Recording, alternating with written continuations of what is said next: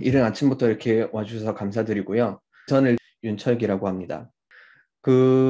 오늘 주제는 일단 캐나다의 플랫폼 노동자 조직과 대응으로 잡았는데, 잘 아시다시피 사실 한국에서는 오히려 더 활발하게 라이더 유니언을 필두로 해서 활발한 활동 등이 이어져 왔고, 그래서 연구도 굉장히 활발하게 진행이 되고, 노동조합에서도 굉장히 활발하게 그 활동들을 이어왔던 것으로 알고 있고요. 그 다음에 뭐 정부에서도 각종 나름의 대안들을 제출하고 있는 것으로 알고 있습니다. 그리고 다른 나라들하고 비교해 봤을 때 사실 유럽에서는 또 굉장히 많은 논의들이 진행이 되었고, 또 이렇게 조직들도 많이 구성이 되고, 각 국가별뿐만 아니라 유럽 차원에서 공동의 조직 연맹들이 구성이 됐고, 또 거기에 새롭게 중남미 국가의 노조나 활동가 단체들 또는 노동자 단체들도 참여를 하고 있는 상황입니다. 미국 같은 경우도 지역적으로 뭐 여러저런 이러저런 단체들이 많이 생겨났는데, 사실 캐나다 같은 경우에는 유럽이나 한국이나 미국에 비해서 아직까지는 활동이 좀 저조하다고 볼 수가 있고, 뭐 이제 지금 시작 단계라고 보는 게 타당할 것 같습니다. 그럼에도 불구하고 아무런 활동도 없었던 건 아니고, 특히나 캐나다 온타리오주 같은 경우에는 좀 상당한 정도의 성과를 보여왔고요. 네, 퀘벡주는 온타리오주보다는 좀 늦게 지금 시작 단계에 있다고 말씀을 드릴 수 있을 것 같습니다.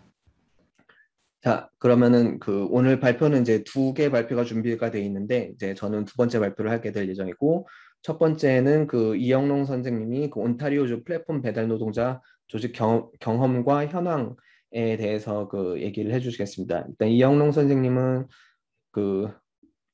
토론토 대학교 박사과정 사역과 박사과정에 재학 중이고, 그래서 이제 소위 긱 노동자들, 플랫폼 노동자들에 대해서 연구를 이제 몇 년 전부터 해오고 있는데, 캐나다 이제 토론토뿐만 아니라 뭐 뉴욕 그리고 한국 이렇게 여러 지역들을 살펴보면서 비교 연구를 해오고 있고요.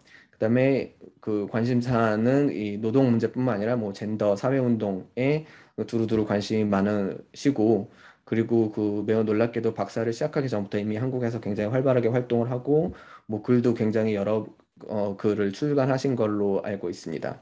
뭐 그 중에서도 대표적으로 사표의 이유라는 뭐 단행본을 출간하기도 했고요. 그래서 이번 발표는 이영롱 선생님이 토론토에서 관찰하고 활동하고 연구하면서 알게 된 내용들을 기반으로 해서 어떻게 노동자 조직이 이루어져 왔는지, 전략이 뭔지, 또 한계가 무엇인지 등에 대해서 발표를 해주시도록 하겠습니다. 그럼 이영롱 선생님께 마이크 넘기겠습니다.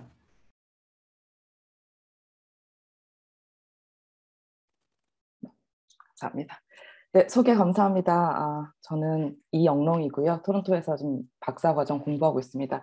제가 사실 한국어로 이런 오피셜한 이렇게 체계적인 발표를 한 게 너무 몇 년 전이라서 우리는 수다야 잘 떨 수 있지만 한국어로 제 한국어가 약간 뭐라고 하지? 좀 이것도 생각이 안 나네요. 왔다 갔다 네, 왔다 갔다 할 수도 있습니다. 근데 미리 죄송하다는 말씀드리고요. 혹시 계속 이렇더라도 조금 너그러운 양해를 부탁드립니다. 네, 윤철교 선생님께서 소개해 주신 대로 저는 2년 전부터 토론토에서 살면서, 그리고 여기 특히나 토론토에서 이제 잠시만요. 푸도라 노동자들의 노조 활동을 이제 시작하기도 했고, 그러면서 노조 활동과 토론토가 아니라 푸도라에서 일했던 노동자들에 대해서 관심을 갖고 연구해 왔습니다. 그래서 제가 잠시 지금 보여드린 것처럼 제가 이 다른 저의 연구 프레젠테이션에서 그냥 가져온 저의 필드워크에 관한 짧은 소개인데요. 그러니까 전 작년 2020년 5월부터 푸도라가 캐나다 시장을 떠난 바로 직후부터 1년간 푸도라 노조의 협동조합 커미티에서 자원활동 멤버로 이제 필드워크를 시작했습니다. 그리고 1년 동안 이 커미티에서 이렇게 자원 활동을 하면서 이제 노조 활동이 어떻게 진행되는지, 특히 플랫폼 협동조합 활동 플랫폼 협동조합을 만드는 활동 중심으로 관찰했고요. 그리고 동시에 노조 활동 노조 멤버들뿐 아니라 비노조 밖에서 노조 활동해본 적이 없는 그런 푸도라 배달 노동자들과의 인터뷰를 진행하였습니다. 그래서 이 타임라인을 보여드린 이유는 사실 푸도라 노동자와 그리고 노조에 대해서 사실 이야기할 수 있는 부분이 굉장히 많지만 오늘 발표에서는 제 연구의 한 부분으로서 그리고 푸도라 노조였었던 그때부터 시작해서 현재의 그런 Gig Workers United라는 이름으로 그런 새로운 노조로 어떤 과정을 통해서 트랜지션을 해왔고 그리고 노조가 푸도라 노조였었던 그때부터 어떤 구체적인 조직 전략을 도입했는지를 중심으로 말씀드리려고 합니다. 푸도라 노조는 2018년 봄 한 작은 그룹의 푸도라 자전거 배달 노동자들로부터 시작했습니다. 토론토의 다운타운에 보면은 이제 크리스티 피트 파크라는 이제 큰 이제 아름다운 공원이 있는데요. 거기서 이제 한 10명도 안 되는 이 한 그룹의 자전거로 이제 배달하는 푸도라 노동자들이 매주 만나서 푸도라 일터에 대해서 이제 불만을 이제 같이 토로하고 그리고 어떻게 이 상황을 개선할 건가. 노조를 만들자가 처음에 기조였던 것이 아니라 이제 그런 불만 토로로부터 시작을 했던 거죠. 물론 그 중에서도 한두 명은 이제 노조를 생각하는 사람들도 있었던 거고요, 그 당시에. 그래서 그런 매주 이제 맥주를 마시면서 토론하는 그런 모임으로부터 시작했는데요. 그러다가 이제 이 그룹의 그 푸도라 노동자들이 IWW, 이제 Industrial Workers of the World, 그러니까 국제 세계 노동자들이라고 번역을 하면 될까요? 그러니까 이 그룹을 도움으로 일터에서의 민주주의, 그러니까 조직하기 그런 트레이닝을 받고서 이제 그 노동자들이 그 풀뿌리 노동자로부터 이제 조직가가 되기 시작한 것이죠. 그러니까 이 IWW라는 그룹은 이제 특정 노동장이나 그런 국가에 소속되지 않으면서 노동자들에게 직접 행동을 할 수 있는 그리고 일터에서 민주주의 그런 트레이닝을 제공함으로써 그 노동자들에게 직접 노조를 조직할 수 있는 그런 툴을 제공해주는 그런 그룹이라고 알고 있습니다. 그래서 이 IWW 그 조직가들을 만나서 이제 그런 처음 그런 한 중요한 모멘텀이 있었고요. 그리고 이제 CUPW, CUPW라고 이제 캐나다에서 부르는데 이 캐나다 최신부 노동자 노조, 이제 이 산업 노조와 같이 협업을 해서 이제 이후에 2019년 5월에 푸스터스 유나이티드라는 이름으로 푸도라 노조를 공식화했습니다. 근데 이 CUPW라는 그룹은 이 산업 노조는 이미 그 이전부터 온타리오 외곽의 지방에 있는 그런 독립 계약자, 그러니까 인디펜던트 컨트랙터로 일하는 주로 여성이었고 그 노동자들은 그런 불안정한 노동 환경에서 일하는 이런 독립 계약자 포지션에 있는 우편 배달부들을 이미 조직해본 그런 경험이 있는 그런 산업 노조였었어요. 그리고 이미 기워커들을 그 지역에서 조직하고자 하는 의미가 굉장히 강하게 있었던 그런 산업 노조였던 거죠. 그래서 사실 이 푸도라 노동자들이 그 컵W에 이렇게 도움을 요청했을 때는 굉장히 이런 그런 아주 좋은 타이밍과 서로의 그 이해가 굉장히 잘 맞아 떨어졌던 것 같아요. 그래서 컵W에서는 일정의 재정을 지원해 주기도 했고 그리고 풀타임 조직가를 이 푸스터스 유나이티드에 지원해 주었습니다. 그리고 이 조직가 이름은 리사인데요. 이 리사는 지금도 이제 컵W 소속으로 Gig Worker United 나중에 제가 좀 더 소개해 드릴 텐데요. 이 새로운 형태의 Gig Worker United와 함께 또 일하고 있고요.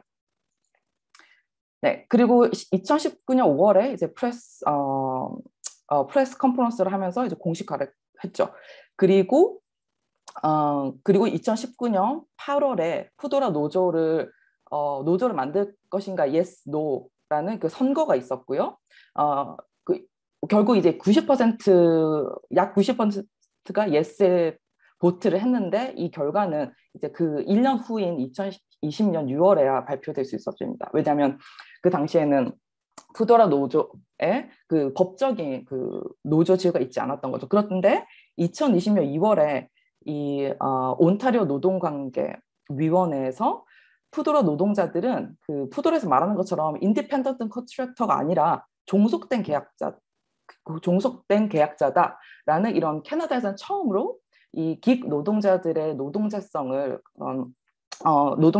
인정하고 노조 구성 권리를 인정한 그런 역사적인 그 법적 승리를 얻게 되었습니다. 하지만 물론 여전히 법적으로 그 이상의 그런 노동자 권리로까지는 현재 그 온타리오에서는 이어지지가 못하고 있고 여전히 당연히 그 부분은 최근 현재 빅워커스 유나이티드가 집중적으로 요구하고 싸우고 있는 문제 중에 하나입니다. 이제는 지금부터는 제가 푸도라 노조가 그럼 어떻게 구체적으로 멤버들을 조직했는지 그런 세 가지 방법으로 나누어서 설명을 드리고 싶은데요.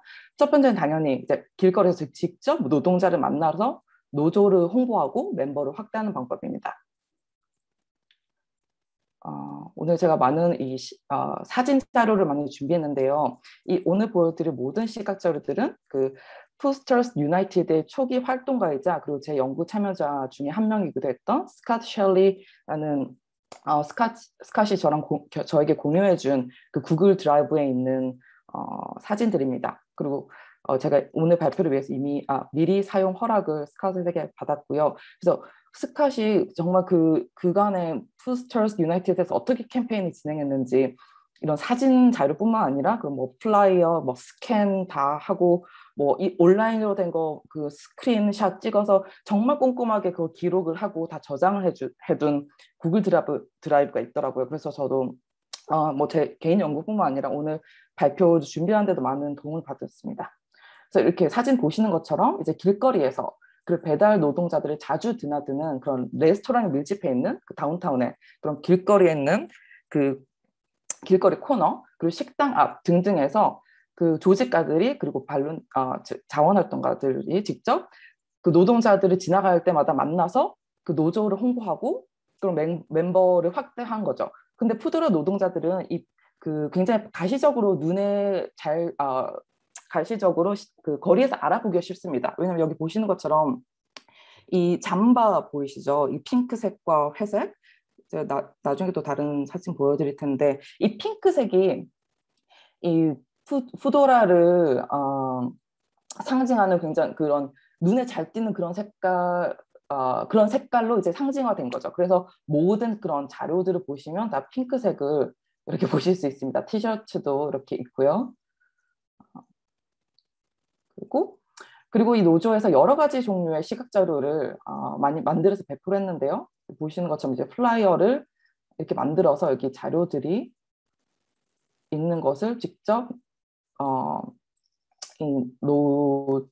만나는 그 노동자들에게 나누어 주면서 홍보를 하는 거죠. 이거에 대해 우리 노조에 대해서 알려주고 싶다. 그리고 여기 들어오면 우리 노조랑 이렇게 커넥할 수 있다. 그리고 이런 하드 카피로 된 것뿐만 아니라 이렇게 온라인 배포물도 만들어서 우리가 왜 푸스터스 유나이티드 노조를 만드는데 예스라고 선거를 해야 되냐 그런 직접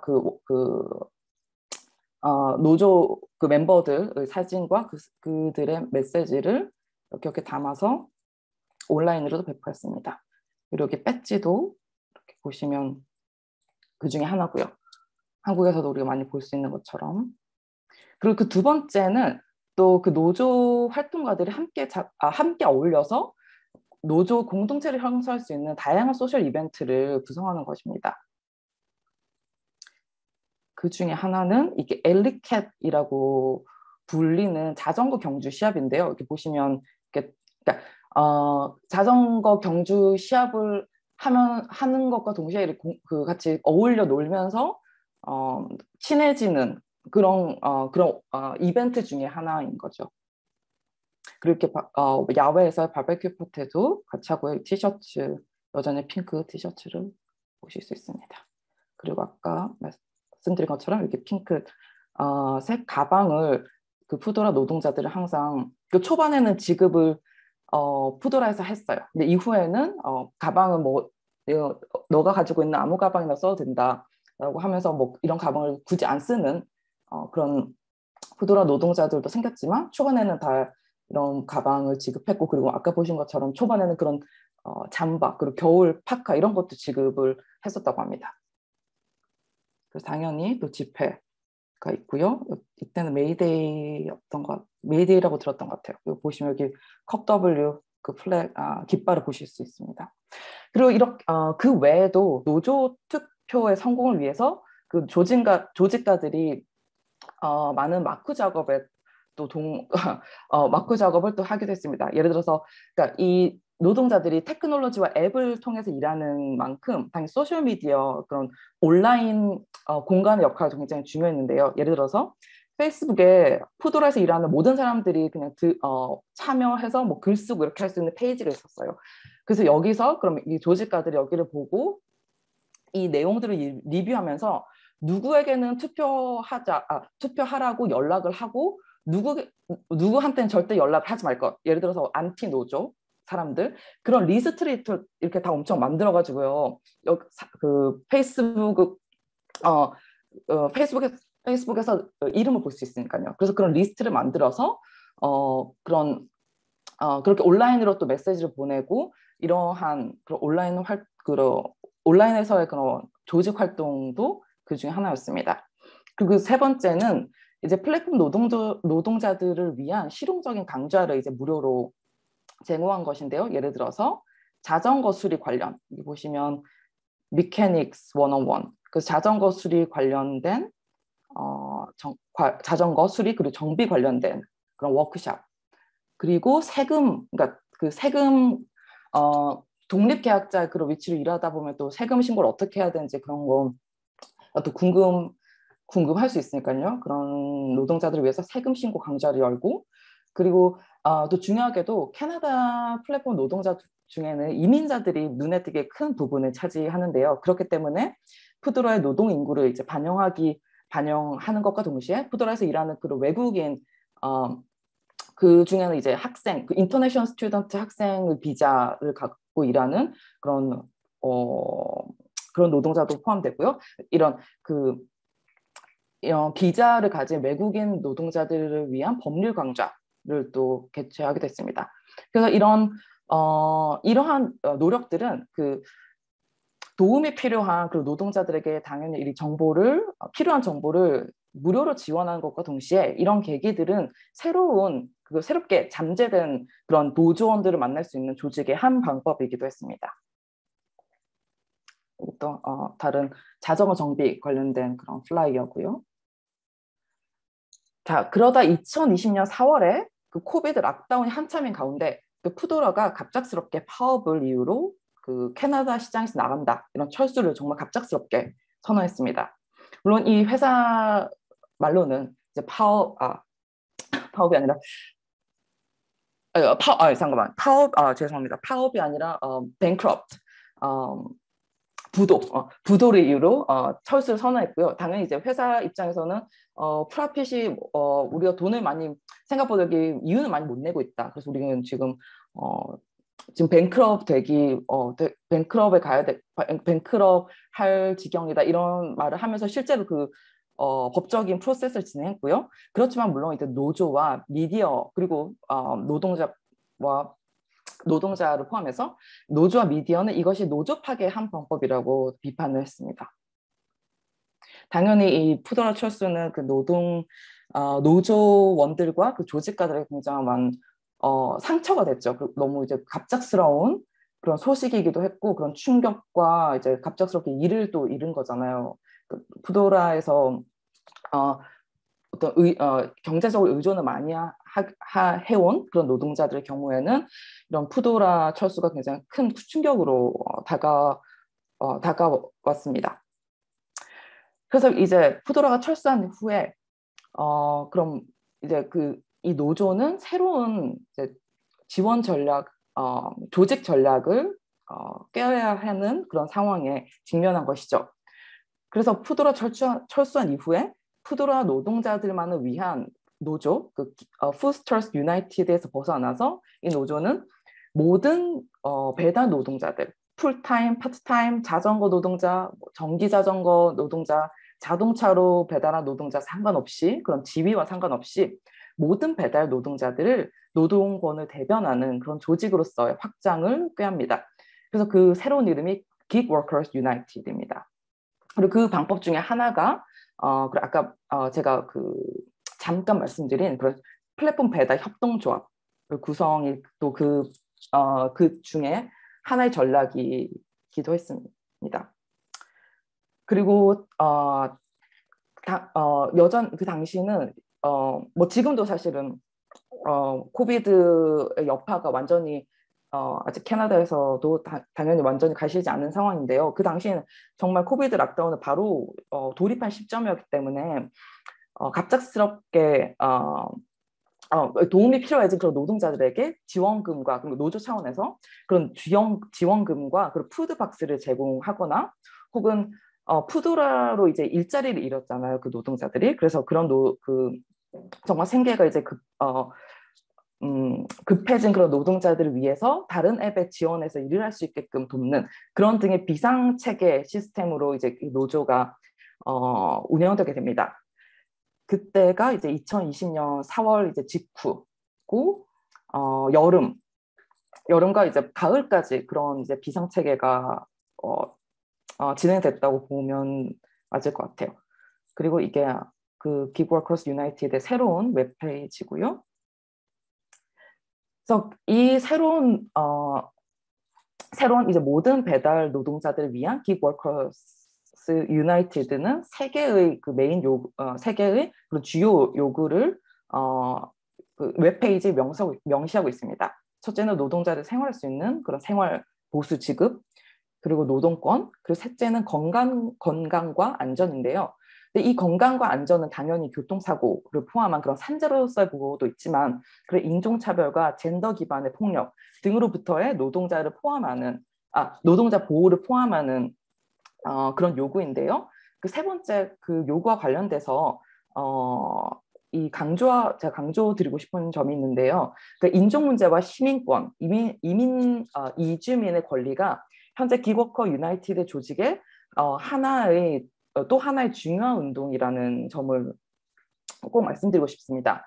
제 연구에서는 이 흐름을 소셜 무브먼트 유니언이즘, 즉 사회운동 노조라고 해석했는데요. 즉 이는 하나의 작업장에 국한해서 그 작업장에 직접적으로 한정되는 노동권 권리에 집중하는 기존의 노조 흐름을 넘어서 노동운동과 노동자들이 겪는 중요한 이슈들, 즉 인종차별 문제나 젠더 문제 등을 그런 이슈를 함께 결합해서 싸우는 그런 넓은 의미의 사회운동을 더 강력한 사회운동으로 확대해 가져가는 것입니다. 그래서 기워크 유나이트의 경우에는 말씀드린 것처럼 이주민과 유생인종이 그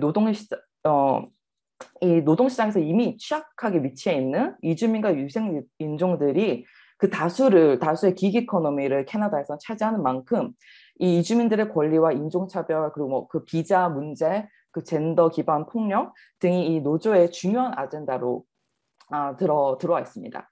예를 들어서 이 두 개 스크린샷은 제가 그 소셜 미디어 계정에서 그 기워커 유나이티드의 소셜 미디어 계정에서 캡처해서 가져온 건데요. 첫째는 이제 모두를 위한 젠더 중립 화장실의 권리가 기본 인권의 한 부분이라는 내용이고, 둘째는 그 Black Lives Matter, 그러니까 흑인 목숨은 중요하다. 그 당시 때 한창 토론토에서도 이 시위가 있었거든요. 그래서 그 인종차별 철폐 시위에 노조에서 함께 연대해 가자, 이러한 메시지입니다. 그리고 마지막으로 초기 푸드라 노조에서의 그 경험과 그 유산이 현재 기워커 유나이티드의 그런 전략과 조직 방법에도 기반이 되었다는 내용으로 제가 오늘 발표를 마무리하고 싶은데요. 방금 말씀드린 그런 인종차별, 성평등, 이주민 권리 옹호 등의 그런 노조의 아젠다는 푸드라의 노조, 그러니까 Foodsters United 이때부터도 있었던 것으로 아주 새로운 그런 기조는 아닙니다. 하지만 기워커 유나이티드가 모든 기 노동자, 그러니까 그 온타리오 지역의 모든 기 노동자를 위한 노조로 확대됨에 따라서 이 노동 운동을 사회 운동 노조로 그 성격을 더 강하게 확장하면서 강하게 뛸 수 있는 그 조건이 형성되었다고 생각합니다. 그래서 기브워커 유나이티드에서는 올해 초부터 여성, 성적 소수자, 외국인 노동자 등을 지원하는 그런 하위 그룹을 노조에서도 만들려고 노력을 해왔고요. 그리고 앞서 그 첫 번째 파트에서 제가 사진을 통해서 보여드렸던 그런 세 가지 조직 방법, 직접 대면으로 그 길거리에서 아울리치를 통해서 멤버를 확대하는 것, 그리고 노동자들과의 공동체 형성을 위한 여러 가지 소셜 이벤트를 여는 것, 이러한 노력들은 최근에 락다운 규제가 좀 더 완화된 이후에 조금 더 활기를 띠고 있는 것을 볼 수 있었습니다. 네, 저의 발표는 여기까지입니다. 들어주셔서 감사합니다. 예, 감사합니다. 그 좋은 발표 해주셔서 감사드리고요. 그리고 사실 제 뒤에 발표하고도 좀 연결이 되기 때문에 이렇게 몇 가지만 좀 더 보충해서 말씀을 드리자면 그러니까 그 IWW하고 그다음에 그 QPW하고 이제 두 개 단체를 주로 말씀하셨는데 한 가지 Migrant Workers Alliance for Change라고 변화를 위한 이주 노동자회 또 후도라 노동자들 조직하는데 굉장히 초기부터 적극적으로 참여를 했습니다. 그리고 아까 말씀하셨던 그 푸도라 같은 경우에는 그 모 회사가 딜리버리 히어로거든요. 그러니까 여러분들 아시다시피 한국에서 지금 그 요기요하고 그 배민에 지금 가장 많은 지분 갖고 있는 그 딜리버리 히어로가 모 회사고, 그렇기 때문에 사실 파산은 말도 안 되는 거고 노조 승인 이후에 바로 2달 후에 철수를 한 거기 때문에 뭐 그 의도는 너무나도 선명하다고 볼 수 있을 것 같습니다. 그리고 아까 그 QPW가 우편 노동자 노동조합 같은 경우에 이제 흥미로운 점은 뭐냐면, 그러니까 사실 북미에서는 캐나다도 그렇고 미국도 그렇고 각 사업장별로 노조가 건설이 되고 그 노조만이 공인을 받을 수 있는 형식입니다. 그러니까 뭐 각 국가마다 차이는 있지만 뭐 유럽 같은 경우에는 굳이 개별 사업장에 근거를 두지 않아도 승인을 받을 수 있는 경우가 많은데 반해서 북미는 철저하게 사업장별 노조 구성으로 틀이 제한돼 있다는 점이 특징인데, 사실 그 점에서 Gig Workers United로 확장하는 과정은 그 점에서 굉장히 흥미로운 접근이라고 할 수 있겠습니다. 그러니까 왜냐하면 일단 부문별 접근이고, 한편으로 이미 푸도라가 떠났기 때문에 정부에서 공인받은 노조는 없는 거예요. 그럼에도 불구하고 노조 연맹에서 자기네 노조 지부로 승인하고 계속 협력 관계를 유지하고 있다는 점은 사실 굉장히 새로운 시도이기 때문에 새로운 노동 환경 변화의 노조의 새로운 전략으로의 한 예로서 볼 수 있을 것 같습니다. 그러면은 이어서 제 발표를 하도록 하겠습니다. 퀘벡 같은 경우에는 아직 온타리오주에 비해서 가시적인 성과들이 많이 드러나지는 않은 상황입니다. 그래서 어떻게 준비가 되어 왔는지, 그리고 배경이 뭔지에 대해서 좀 간단하게 설명을 드리도록 하겠습니다. 일단 처음에 우버이츠가 퀘벡주에서 사업을 시작한 건 2017년이고, 뭐 그 전에도 말씀드릴 거는, 그러니까 캐나다는 전반적으로 사실 외식이 한국만큼 활발하게 돼 있지 않고, 특히나 배달 같은 경우에는 거의 피자 말고는 거의 배달을 안 하는 분위기였는데, 이제 그런 상황에서 2017년에 이제 우버이츠가 처음 사업을 시작하게 되고, 본격적으로 아주 급작스럽게 확장하게 된 거는 코비드 상황 하에서였습니다. 특히나 아까 이영선 선생님 말씀하셨듯이 럭다운 때문에 이제 식당들 다 문을 닫은 상황이었기 때문에 사람들이 식당에 가서 음식을 먹을 수도 없는 상황에서 이제 식당 입장에서도 음식을 팔기 위해서는 배달로 전화를 할 수밖에 없는 상황이었고, 뭐 그러면서 배달 노동 플랫폼들이 급격하게 확장이 됩니다. 그래서 퀘벡 같은 경우 2020년 봄 그리고 여름에 잠깐 열렸다가 다시 2021년 겨울부터 그러니까 2020년 말부터 2021년 봄까지 다시 식당들이 다 문을 닫았었고요. 거기에 더해서 통행 금지도 2021년에 있었습니다. 그러니까 8시 이후 통행 금지, 필수 노동자 외에 통행 금지 조치가 있었고, 뭐 지금도 이런 그 럭다운이나 통행 금지는 풀렸지만은 기타 제한 조치들, 그러니까 그래서 인원수 제한이라든지 거리두기, 그다음에 이 칸막이 설치, 그리고 또 이제 어, 백신 어, 백신 여권, 그러니까 백신 패스포트를 보여줘야 되고 등등의 여전히도 제한 조치들이 많이 있기 때문에 실제로 이렇게 식당에 가서 먹는 데는 여전히도 제한들이 있고, 그래서 여전히 그 2020년부터 확장된 그 배달 플랫폼들은 여전히 활성화되어 있는 상태입니다. 뭐 그럼 그 주로 어떤 회사들이 들어와 있는가 하면 뭐 잘 아시다시피 우버이츠나, 네, 푸도라가 떠난 이후에는 그 도어대시가 그 우버이츠하고 그 양대 산맥을 이루는 그 주요 앱으로 등장을 했고요. 그 다음에 스킵 더 디시, 그리고 그 외에 또 작은 플랫폼들이 있습니다. 또 좀 특징적인 거는 이제 그 특정 그 이민자 커뮤니티에 기반을 둔 앱들도 있는데, 그 유일하게 그 차이니스 커뮤니티에 기반을 둔 앱들이 있어요. 그래서 이제 판투안 같은 경우에는 이제 캐나다 밴쿠버에서 시작된 앱이고, 헝그리 팬다는 그 미국에서 시작된 앱으로 제가 알고 있어요. 그래서 이거는 그 중국인들 대상으로 그 중국인 식당들 을 그 대상으로 처음에 거의 중국어로만 서비스를 시작했고, 오히려 영어 서비스는 나중에 시작하는 그 형식이었습니다. 그리고 이 외에 그 협동조합 형태로 구성된 그 플랫폼들이 등장하긴 했는데, 뭐 그거는 바로 그 다음번 컨퍼런스 주제이기 때문에 그건 다음 발표로 넘기도록 하겠습니다. 그러면 관련 정책들, 아까 말씀하셨듯이 그 온타리오 같은 경우에는 어쨌든 최소한 어, 그 조직 그 노조 인가 그 전례가 있었던 데 반해서 아직까지 퀘벡에서는 그런 상황은 없었고요.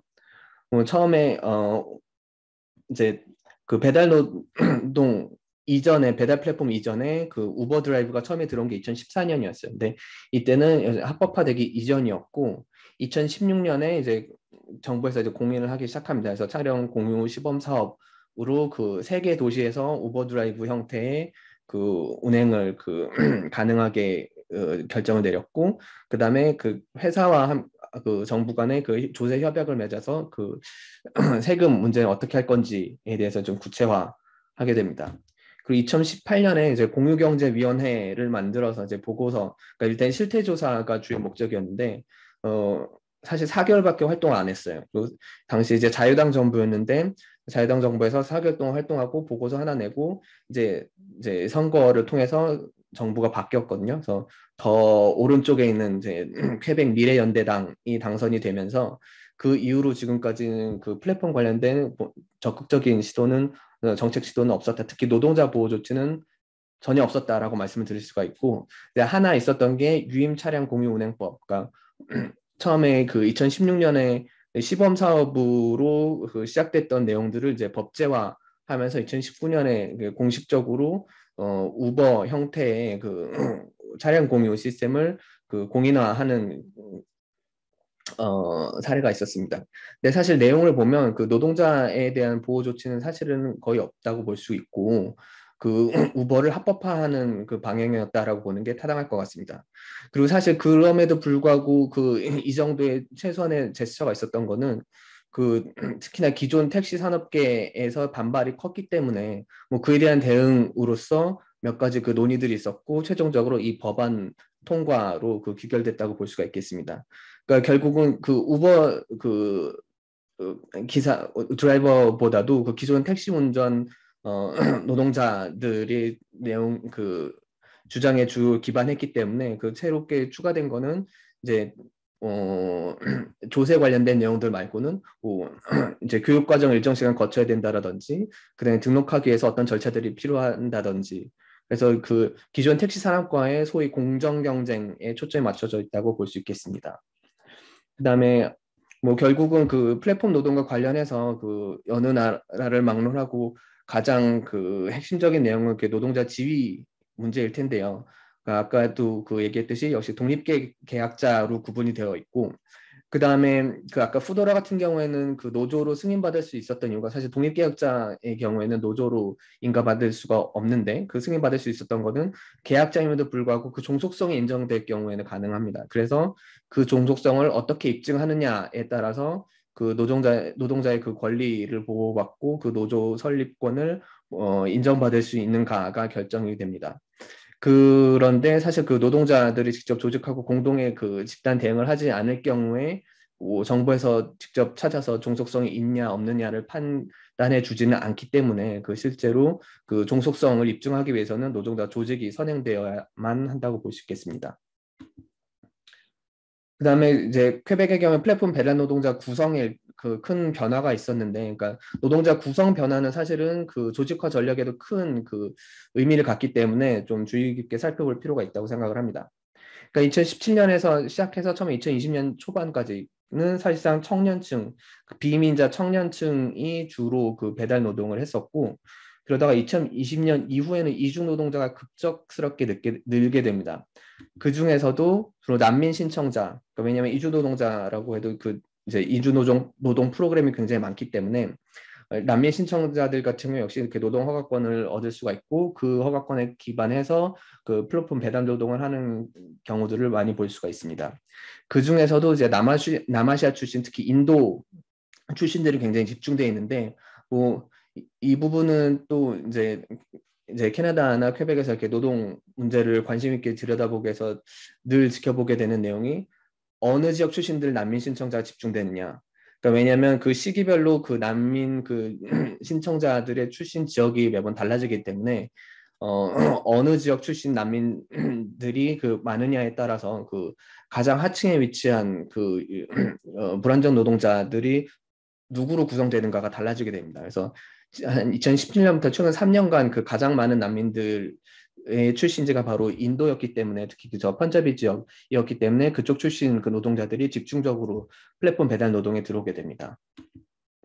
이주 노동에 대해서 조금 더 그 살펴볼 필요가 있는데 그러니까 아까 제가 그 다른 그 이주 노동자들이 아닌 왜 하필 난민 신청자들이 많은가에 대해서 그 일단 노동 허가권 그 워크퍼밋의 크게 두 가지 유형 그 구분을 살펴볼 필요가 있습니다. 첫 번째 이제 폐쇄형과 개방형이 있는데, 그러니까 클로스 워크 퍼밋 같은 경우에는 특정 그 고용주에게 그 노동 허가권이 그 묶여 있습니다. 그러니까 만약에 다른 사업장에서 일을 하고 싶으면 그 워크 퍼밋을 새롭게 발급받아야 되는 상황입니다. 그래서 그 자유롭게 그 직장을 바꿀 수가 없기 때문에 그 클로스 워크 퍼밋으로 들어와 있는 소위 그 일시 체류 외국인 노동자들 같은 경우에는 이 노동 배달 시장에 그 플랫폼 배달 노동 시장에 들어오기가 힘든 상황입니다.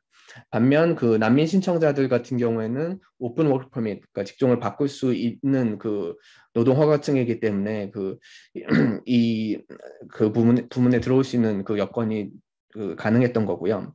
그 다음에 아까 그 토론토 같은 경우에 학생들, 국제 학생들, 그러니까 외국인 학생들 얘기를 하셨는데, 그러니까 여기서도 외국인 학생들이 배달을 하는 경우들이 있는데 문제는 그 학기 중에는 그 최대 노동 시간이 주 20시간으로 제한이 되어 있어서 그 충분한 그 노동 시간을 채울 수가 없기 때문에 또 활동에 제한이 있고, 그러니까 방학 중에는 사실 좀 이게 전일 풀타임까지 가능해서 방학 때는 외국인 학생들도 그 배달 노동을 하는 경우들이 많이 있긴 합니다만 학기 중에도 배달 노동을 하는 경우는 그 상대적으로 많지는 않습니다. 그렇기 때문에 특히나 난민 신청자들이 다른 그 노동자, 이주 노동자들에 비해서 비율이 많은 거고, 유럽하고 비교하자면은 유럽도 그렇고 그 미국도 그렇고 그 소위 미등록 체류자들 비중이 굉장히 높습니다. 네, 여기서는 미등록 체류자들하고도 그 활동들을 굉장히 많이 해왔는데 지금껏 한 명도 그 플랫폼 배달 노동을 하는 그 미등록 체류자는 본 적이 없습니다. 그래서 그 이유는 크게 이제 두 가지로 생각을 해볼 수가 있을 텐데, 첫 번째는 그 이주 프로그램에 따른 그 통제가 굉장히 엄격해서 그 이주자들, 이민자들 굉장히 많이 받고 있지만 각각의 프로그램에 따라서 그리고 각각의 그 신청 지위에 따라서 할 수 있는 것과 할 수 없는 것이 굉장히 철저하게 구분이 되어 있고 거기에 따른 통제가 굉장히 엄격하기 때문에 그 유럽이나 그 미국보다 훨씬 엄격하기 때문에 그 난민 다른 그 신청자들, 그러니까 외국인 학생이라든지 또 미등록 체류자들이 들어오신데 좀 제한 사항으로 생각을 할 수가 있겠고요. 그다음에 이제 노동 수단과 관련해서 생각을 해볼 수가 있겠는데, 첫 번째로 아시다시피 그 길고 추운 겨울 때문에 자전거로 배달하는 게 겨울에는 굉장히 힘이 듭니다. 특히나 그러니까 뭐 겨울을 한 5개월 정도를 생각하셔야 되고 뭐 영하 20도로 내려가는 일들도 빈번하기 때문에 그 자전거 배달은 굉장히 힘이 들고, 특히나 토론토와 달리 그 몬트리올 같은 경우에는 이렇게 큰 언덕이 있고 퀘벡 여긴 퀘벡시인데 두 번째로 큰 퀘벡주의 주 행정 수도이기도 한 퀘벡시도 이 이제 고저가 있기 때문에 자전거로 배달을 특히 이제 겨울에 그 눈길을 언덕에서 자전거 타고 배달하는 건 거의 불가능합니다. 그렇기 때문에 결국은 차량을 소유해야 되는 상황이 발생합니다. 그래서 그 아무래도 그 처음에 그 굉장히 적은 돈을 벌면서도 처음에 본인이 부담해야 되는 비용이 크기 때문에 아무래도 그 미등록 체류자들이 그 이 노동시장에 뛰어들기는 굉장히 큰 어려움이 있다라고 볼 수가 있겠습니다. 그리고 아까 말씀드렸듯이 이제 인도 출신 난민 신청자들이 많기 때문이라고 말씀을 드렸는데 또 한 가지 염두에 둬야 할 게 바로 언어 문제입니다. 캐나다는 2개월 공용어 지역인데 반해서 퀘벡주는 그 프랑스어만이 공용어고 죄송합니다. 그래서 그 1977년 이후로 그 언어 관련 정책이 굉장히 강력하게 규제되고 있기 때문에 25인 이상 사업장의 경우에는 무조건 프랑스어로 소통을 해야 되고 영어도 사용을 하면 안 되고 하는 등의 어려움이 있기 때문에 그 영어는 유창하게 사용을 하지만 불어를 배우기에는 아무래도 한계가 많은 남아시안 지역 출신 사람들이 그 최근에 도착하고 나서 그 말을 해야 될 필요가 적은 플랫폼에 기반한 노동으로 그 많이 뛰어들고 있다고 볼 수가 있겠습니다. 자, 그러면 그 조직화는 어떻게 진행이 되었는가? 관련해서 아까 그 온타리오와 마찬가지로 그 IWW가 초기에 조직화를 이렇게 시도를 했습니다. 그러니까 IWW 같은 경우 이제 1905년에 시카고에서 설립이 됐고, 근데 캐나다에 들어온 건 꽤 늦어요. 그러니까 특히 몬트리올 같은 경우, 퀘벡주 같은 경우 2001년에 처음 설립이 됐고, 그냥 이 깃발에서 보시면 아시겠지만 적색과 흑색이 섞여 있죠. 그래서 무정부주의적 성향이 강합니다. 그러니까 사회주의와 무정부주의의 그 혼용 정치체에 가까운 그 노조라고 볼 수가 있고요. 그 다음에 뭐 무정부주의적 성향에 그 부합하게 그 비인가 노조 연맹을 지향을 하고, 근데 한 가지 흥미로운 사실은 노조 연맹으로서는 비인가 그 단체를 지향을 하지만 그 지부 차원에서 특정 그 사업장의 공인된 그 인가받은 노동자 노조를 설립하는 데 반대하고 있지는 않습니다. 그래서 실제로 IWW 비인가 연맹이지만 특정 사업장을 그 노조로 조직하고 인가받은 사례들은 그 여러 사례들이 있습니다. 또 한 가지 특징은 좀 청년층이 중심이 되어 있다는 점인데 특히나 그 2001년 그 저 시기를 보시면 이렇게 생각하실 수 있는 게그 예전에 그 90년대 후반부터 2000년대 초반에 이제 반세계 운동에 그 적극적으로 가담했던 사람들이 활동가들이 2000년대 들어서면서 이렇게 무정부주의로 돌아서는 경우들이 굉장히 많았습니다. 그래서 그 IWW가 캐나다에서 확장되는데도 그러한 배경이 있었고요. 그래서 그 20, 30대가 주요 활동가층을 이루고 있고, 뭐 이제 초기에 시작했던 사람들은 이제 40대들 혹은 그 이상도 좀 들어와 있긴 하지만 청년층이 중심이라는 점이 좀 특징이라고 볼 수가 있겠습니다. 그리고 네, 플랫폼 배달 노동자 조직화를 시도했던 게 몬트리올 같은 경우 2019년에서 2020년 사이 당연히 그 토론토에서의 성공 사례에 영향을 많이 받았고, 그리고 그 IWW가 특히나 이제 유효할 수 있었던 배경에는 아까 노동자 구성이 청년층이 중심이었기 때문에 그 본인들 친구들이 그 IWW 활동가 친구들 노조원 친구들이 플랫폼 배달 노동을 하는 경우들이 많았고, 그래서 그들을 중심으로 처음에 그 조직화를 시도를 합니다. 하지만 이제 코비드가 상황이 발생하고 나서 그 여러 가지 활동들의 제약을 받게 되고, 또 한편으로 노동자 구성이 급격하게 변화를 하게 되면서 IWW가 예전처럼 그 적극적으로 노동자를 조직하고 있지는 않은 상황입니다. 그 다음에 그 이주노동자센터, 그 제가 활동하고 있는 그 이주노동자센터의 경우에는 그 일단 노동자 센터에 대해서 간략하게 좀 말씀을 드릴 필요가 있을 것 같은데, 그 1970년대 말부터 미국에서 시작을 했고 그 이후로 90년대에 지나면서 급격하게 확장이 되고, 그래서 2000년대 꾸준히 확장이 돼서 지금은 미국 전역에 한 300개 정도 300개 이상의 그 노동자 센터가 설립된 것으로 알려져 있습니다. 그래서 이게 주로 미조직 노동자 지원 및 조직 활동을 하고 있고, 특히 노동자 센터 모델이 유효할 수 있는 거는 아까 말씀드렸던 소위 그 바그너법 틀, 그러니까 노동조합이 인가받기 위해서는 공식적으로 활동을 승인받기 위해서는 각각 사업장별로 조직해야 된다는 상황, 때문에 그 노조 활동이 굉장히 좀 조직화하는 데 있어서 기존의 전통적인 노동자 그 구성이 아닌 경우에는 조직화에 그 제한이 있을 수밖에 없고, 그래서 그 여백에서 그 노동자들의 권익을 보호하기 위해서 성장한 게 그 노동자 센터라고 볼 수가 있겠습니다. 특히나 이제 이주 노동자들이 그런 경우들이 많았고, 그래서 이주 노동자들을 그 주요 타겟으로 설립된 노동자 센터들이 많아서, 그러니까 미국 같은 경우에도 전체 노동자 센터의 한 90% 이상이 그 스스로를 이주 노동자 센터로 스스로를 인식하고, 그 이름도 그 이미그런트 워커 센터와 비슷한 그 이름들을 사용을 많이 하고 있습니다. 그 다음에 이게 주요 조직화 전략은, 왜냐하면 그 각각의 일터에 직접 들어와 있지 않기 때문에, 그럼 일터 바깥에서 어떻게 조직을 하느냐.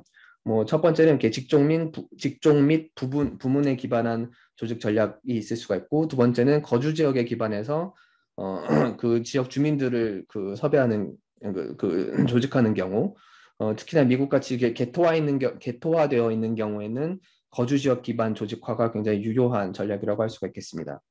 그 다음에 출신 및 언어 기반, 아까 말씀드렸다시피 그 이주 노동이 굉장히 중요한 몫을 차지한다고 한다면, 그 지역 출신별로 그 소위 에트닉 커뮤니티에는 굉장히 많은 그 비공식 채널들이 많이 발달해 있기 때문에, 그 채널들에 기반해서 그 네트워크에 기반해서 조직화하려는 전략들을 많이 사용을 하게 됩니다. 캐나다 전체는 그 실제로 스스로 이렇게 워커센터라고 명명하고 있는 단체는 한 8개 정도 되고, 하지만 실제 활동 전략 및 그 구조를 봤을 때 노동자 센터에 가깝다고 볼 수 있는 단체는 더 많다고 보시면 되겠습니다. 하지만 미국하고는 비할 바가 아니게 적고요. 그래서 퀘벡주의 이주 노동자 센터 같은 경우는 2000년에 몬트리올에서 설립이 됐고, 그 안에 이제 그 직접 노동자들로 구성되어 있는 노동자 회들을 그 열어두고 있는데요. 그러니까 지금 활발하게 활동하고 있는 건 이제 파견 노동자들이 중심이 된 파견 노동자회, 그다음에 퀘벡 이주 노동자회, 그다음에 또 그 여성 노동자회, 3개의 노동자회가 좀 활발하게 활동하고 있습니다.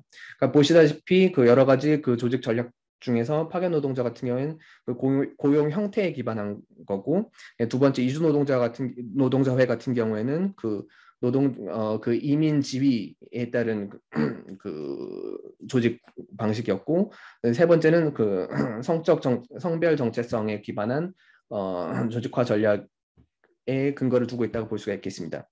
네, 최근에 들어서 그 이번 9월부터 좀 새롭게 2개의 노동자회를 새롭게 설립하려고 준비 중에 있는데요. 그거는 앞선 그 경험의 한계에 근거해 있고, 그러니까 제일 큰 문제는 뭐였냐면, 그 노동자들이 워낙 불안정 노동자들이다 보니까 특정 사업장별로 또는 부문별로 그 조직을 했을 경우에 금방 이 사람들이 딴 직종으로 떠나고 딴 지역으로 떠나고 하는 점들을 볼 수가 있었고, 또 이주 노동자회 같은 경우에는 그 일시 외국인 노동자로 조직을 했는데 영주권 딴 다음에는 또 그 이민자 지위가 달라지고, 그래서 그 연속성을 보장하는 데 좀 한계가 있어서 그 출신 및 언어에 기반한 그 2개 노동자회를 새롭게 그 조직을 시도를 하고 있습니다. 그래서 아직 이름도 정확하게 정해지지가 않았고, 그래서 당연히 저 로고도 없는데, 그래서 남아시아 출신, 특히 이제 인도 출신 그 노동자회, 그 다음에 아랍어권 노동자회, 그러니까 저 중동 지역이나 북아프리카 지역 출신들 노동자들을 그 주로 구성된 그런 노동자회를 조직화를 시작을 하고 있고요. 그래서 특히나 그 남아시아 출신 노동자회 같은 경우에는 플랫폼 노동자들이 많기 때문에 이들을 중심으로 해서 그 새롭게 플랫폼 노동자들을 조직하려고 계획을 세우고 있습니다. 그 다음에 그 안에서 노동조합의 역할은 뭐냐라고 했을 때 노동조합에 대해서 간단하게 살펴볼 필요가 있는데, 캐나다 내에서 퀘벡만 좀 특징적인 점이 그 복수의 노조 연맹이 활동하고 있다. 그러니까 왜냐면은 뭐 여러 가지 연맹들이 있지만 그 주 차원에서 노조 그 총 연맹은 사실 다른 주는 다 하나거든요. 그러니까 온타리오 같은 경우도 그 온타리오 노동자 총 연맹이 하나가 있고, 여러 가지 다양한 노조 연맹들이 다 그 안에 들어와 있는데, 퀘벡만 그 여러 개의 노조 총연맹이 활동을 하고 있습니다. 그래서 대표적으로 FTQ라고 부르는 퀘벡 노동자 연맹, 그다음에 그러니까 지금 그 공공 부문은 제외하고 그 프라이빗 섹터에 근거한 연맹들을 봤을 때, 그러니까 공공 부문도 포함을 하고 있지만 프라이빗 섹터에서도 활발하게 활동하고 있는 연맹들은 크게 3개를 들 수가 있겠습니다. 뭐 그 중에서도 첫 번째와 두 번째 그 FTQ와 CSN 그 2개의 연맹이 가장 큰 연맹이고, 그 이 둘은 그 경쟁 관계이기도 해서 이렇게 서로 조직화 과정에서 그 때로는 그 갈등 상황이 벌어지기도 합니다. 그리고 그 구조를 보자면 기본적으로 이렇게 두 개의 구조로 돼 있고, 이렇게 부문별 연맹, 뭐 삼별 연맹이 있고 동시에 이렇게 지역별 연맹이 있어서 그 이중 구조로 구성이 되어 있는 것을 볼 수가 있습니다. 그래서 플랫폼 배달 노동에 그럼 어떤 노조 연맹들이 관심을 갖고 있느냐? 아까 온타리오 사례에서도 나왔던 그 우편 노동자 조합, 그 QPW 프랑스어로 STTP라고 부르는데, 그 일단 그 우편 노동자 조합 같은 경우는 캐나다 전역에 걸쳐서 플랫폼 노동자들의 조직을 지원하라라는 그 입장을 최종적으로 채택을 했고, 그래서 그렇지만 그 QPW에서 직접 그 자기네 조직을 처음에 시작을 하는 건 아니고, 조직화 시도가 있을 경우에 거기에 그 지원을 해주는 방식으로 지금 결정이 난 상황입니다. 그래서 어느 단체라도 그 플랫폼 배달 노동자들 조직에 어느 정도의 성과를 보이기 시작하면 언제라도 QPW는 그 지원을 할 수가 있다라는 입장이고, 그 다음에 그 CSN에 소속돼 있는 서비스 연맹에서도 최근에 관심을 두고 있는 것으로 알고 있는데, 뭐 아직까지 그 자세한 이야기는 공개되지는 않은 상황입니다. 그래서 그 아직 확정된 건 아니고 조직과 시나리오, 그 가능한 하나의 그림을 그려보자면, 일단 남아시아 출신 노동자회가 중심이 될 거고, 그를 기반으로 해서 거기에 참가하고 있는 플랫폼 노동자들이 동의할 경우, 그 원할 경우에 플랫폼 노동자회를 구성하는 것이 가능하고, 이때는 그 노조연맹과의 협력이 필요하겠습니다. 그리고 그를 통해서 플랫폼별 노동조합, 그러니까 아까 얘기했듯이 그 우버잇 노동조합, 뭐 혹은 그 도어대시 노동조합, 왜냐하면 그 인가받을 수 있는 노동조합은 그 형태이기 때문에 플랫폼별 노동조합을 하나나 두 개 내지 건설을 하게 된다면, 그렇게 성공하게 된다면, 또 하나 이제 퀘벡주만의 특징인데, 캐나다 내에서 그 퀘벡주 같은 경우에는 부문별 협상이 가능합니다. 그래서 그 몇 개의 노조가 인가된 노조가 있는 경우에 그 노조들을 중심으로 해서 그 부문별 협상을 하고, 정부의 중재로 부문별 협상을 하고, 협상된 그 협상안은 그 노동조합에 속해 있지 않은 모든 노동자들에게 다 적용되는 방식의 부문 협상이 가능하기 때문에, 장기적으로는 아까 그 후도라 사례처럼 후도라가 떠났을 때 그럼 다른 노동자들은 어떻게 할 거냐라는 문제와 관련해서 그 부문별 그 협상 단위를 조직하는 것이 타당한 전략이 아니겠느냐라고 생각을 하고 있습니다. 실제로 어떻게 전개가 될지는 앞으로 지켜봐야 하겠고요. 감사합니다. 다음 질의응답으로 넘어가겠습니다. 아까 주실 때 쿠벡에서의 빅 워커들의 파퓰레이션을 봤을 때 2017년도와 2020년도 사이에는 그 청년층이 주로였고, 그 이후에는 노동 시장에서 이미 취약한 그런 계층들, 그러니까 이주 노동자들이 많이 이제 유입됐다고 말씀해 주셨는데요. 그럼 이제 2017년도와 20년도 사이에 그 당시에 그 청년 기워커들 경우에는 그런 파트타이머가 주로였나요? 그러니까 지금 사실은 그런 특징이 여기 온타리오 사례에서도 보면은 이제 이주 노동자의 경우, 그리고 특히 이주 노동자이고, 그리고 유럽 같은 그 백인 인종이 아닌 그런